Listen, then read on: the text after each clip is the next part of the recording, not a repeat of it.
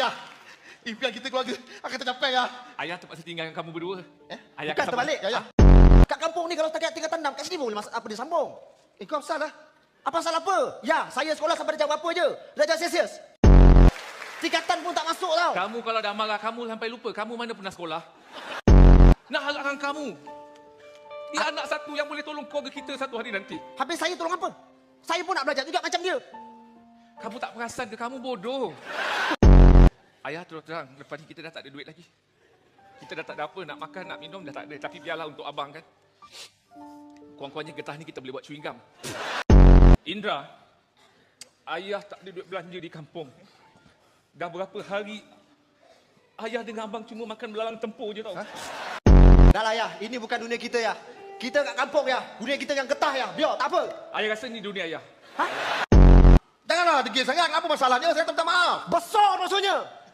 Kau jadi cakap dia pula. Long, kalau macam ginilah dulu perangai kau. Dulu dalam kursi roda ayah dah tolak ke bukit dah, biar jalan sendiri.